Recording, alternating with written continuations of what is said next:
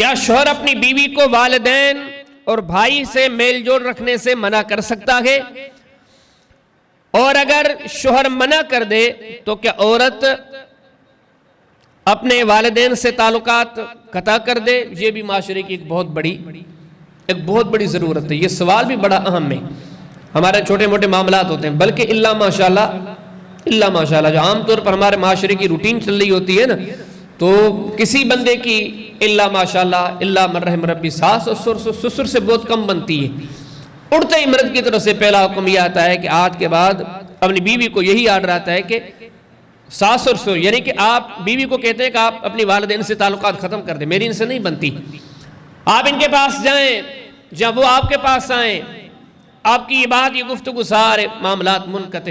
سب سے پہلی بات ہے کہ کسی مرد کو شریعت نے یہ اختیار ہی نہیں دیا کہ کوئی مرد اٹھ کے اپنی بیوی کو یہ کہے کہ تو اپنے والدین سے تعلقات قطع کر دے، اپنے بھائیوں سے تعلق ختم کر دے. پہلی بات یہ ہے کہ مرد کو یہ اختیار دیے کس لیے؟ شریعت کہتی ہے کہ آپ کے سسر اور آپ کی ساس کتنی بھی گئے گزرے ہوں، یہاں تک کہ کافر ہو جائیں، یہاں تک کہ مشرک ہو جائیں، بلکہ کافر بھی کا سب سے بڑے غلیظ ترین کافر ہو جائیں، لیکن پھر بھی آپ اپنی بیوی کو ان سے ملاقات کرنے سے منع نہیں کر سکتے. صحیح بخاری کے اندر کتاب الہبا کے اندر ایک باب ہے، باب الہدیۃ للمشرکین. اسی طرح کی ایک بات نبی کریم علیہ السلام کے سامنے آئی کہ خاتون ایک اور ان کے والدین کافر ہیں، ان کی والدہ کافر ہے، اور کافر بھی ایسی کہ بڑی اسلام کی کٹر دشمن، نبی کریم علیہ السلام کی بہت بڑی مخالف. اللہ کے حبیب علیہ السلام سے سوال کیا گیا، اور سوال کسی اور نے نہیں، اسی خاتون نے خود نے کیا. کہنے لگے اللہ کے نبی میری جو والدہ ہیں وہ کافرہ ہیں، وہ مشرکہ ہیں، وہ اسلام کی بہت بڑی مخالف ہے.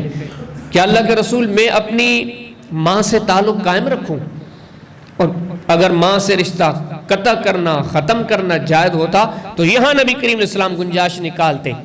آپ فرماتے کہ آپ کی والدہ کافرہ ہے، مشرکہ ہے، اسلام کی مجھ محمد کریم علیہ السلام کی بڑی مخالف ہے، لہذا اس سے تعلق قطع کر دو. بلکہ حدیث میں آتا ہے نہیں، نبی کریم علیہ السلام نے فرمایا کہ سلی امکی، آپ اپنی ماں سے تعلق قائم رکھیں، ماں سے رشتہ جوڑیں، آنا جانا یہ جوڑے رکھیں.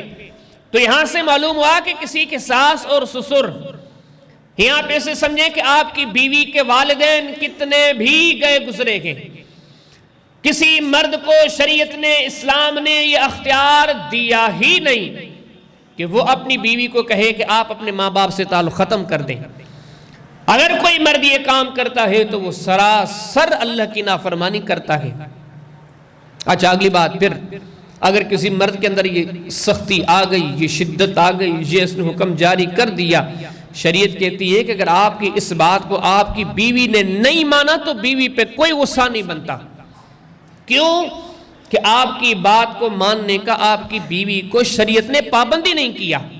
حدیث کتاب صحیح مسلم کے اندر کتاب الامارہ کے اندر باب وجوب اطاعت الامراء، نبی کریم علیہ السلام کی حدیث ہے. آپ نے فرمایا کہ انما الطاعۃ فی المعروف، یہ حدیث کے الفاظ لا طاعۃ لمخلوق فی معصیۃ الخالق. اللہ کے حبیب نے فرمایا کہ جب دنیا کا کوئی انسان آپ کو ایسی بات کہے، ایسا حکم دے جو اللہ کی بات کے مخالف ہو، تو اس وقت اللہ رب العالمین کی بات کو لیجئے، اس کے مخالف کہنے والا جو بھی اس کی بات کو ٹھکرا دے.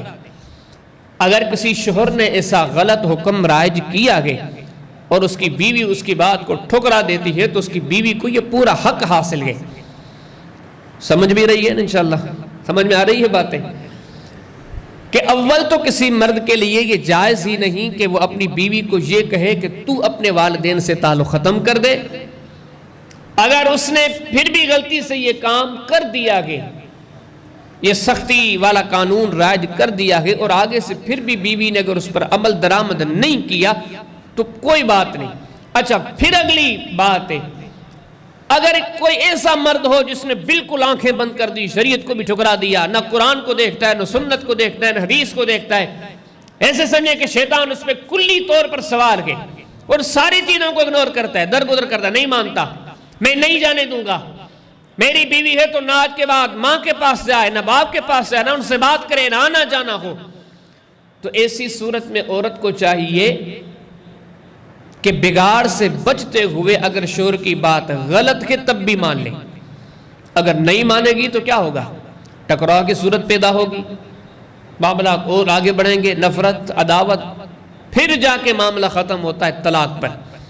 تو شریعت نے پھر عورت کو یہ تعلیم دی ہے کہ آپ بھلے حق پر ہیں، آپ سمجھتی ہیں کہ آپ کے شوہر غلطی پر ہیں، پھر بھی آپ صبر کرتے ہوئے، نیکی کی امید کرتے ہوئے، حق پر ہوتے ہوئے آپ اس کی بات کو فالو کریں، یہ بھی اجر ہے. حدیث کتاب سنن ابی داؤد کے اندر کتاب الادب کے اندر امام صاحب نے ایک باب قائم کیا ہے، باب من قسم غیظن، غصے کو پی جانے کا بیان.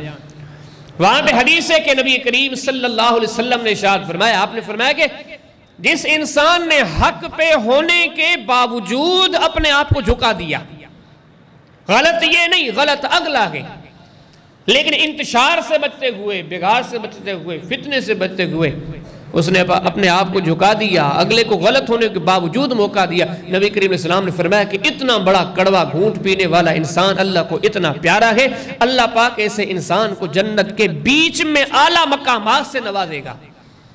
تو اگر مرد بالکل بھی ماننے کے موڈ میں نہیں ہے تو عورت کو چاہیے اس کی غلط بات پر بھی صبر کر دے، اور انشاءاللہ اس کا اسے بڑا بہترین صلہ ملے گا.